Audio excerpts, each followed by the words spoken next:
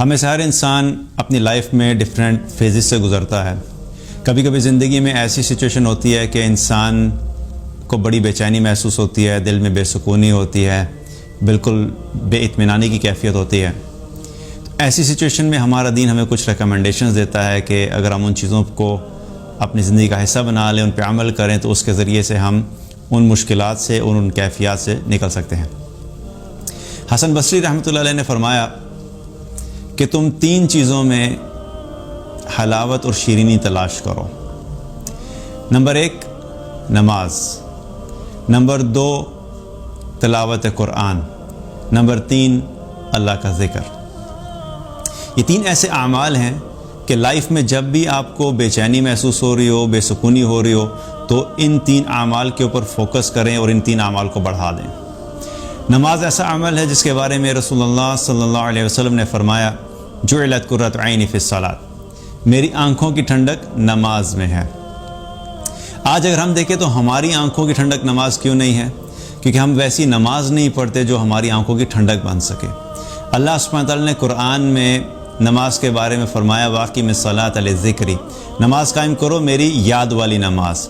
تمہاری نماز ایسی ہونی چاہیے کہ جب تم اللہ اکبر کر کے نماز پڑھنے کے لیے کھڑے ہو تو پھر تمہارے دل اور دماغ میں صرف اللہ ہو.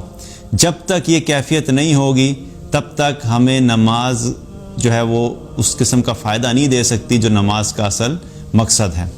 تو نماز پڑھیں، لیکن نماز ایسی ہونی چاہیے کہ نماز پڑھتے ہوئے ہمارا دل، ہمارا دماغ وہ اللہ کی طرف متوجہ ہو.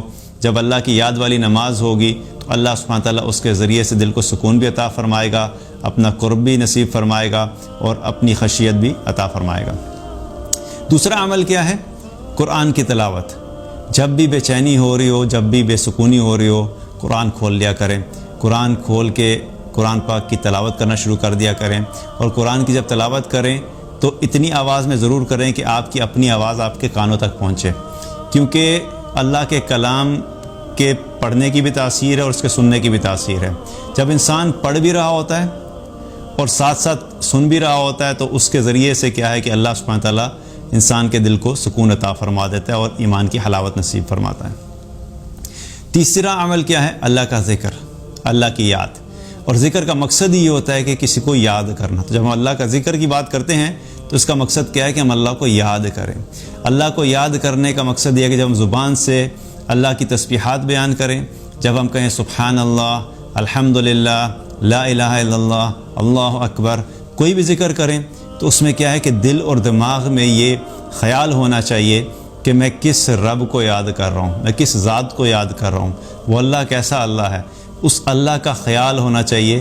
جب انسان اللہ کو سوچ کے اللہ کو یاد کرے گا تو اس سے کیا ہوگا کہ اس کے ذریعے سے بھی اللہ سبحانہ تعالیٰ جو ہے وہ ایمان کی حلاوت نصیب فرمائے گا.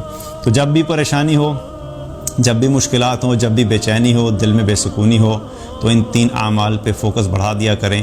ان کے ذریعے سے اللہ سبحانہ تعالیٰ ایمان کی حلاوت نصیب فرمائے گا اور دل کی بے چینی کو بھی دور فرمائے گا. دین کی بات پھیلانا صدقہ جاریہ ہے.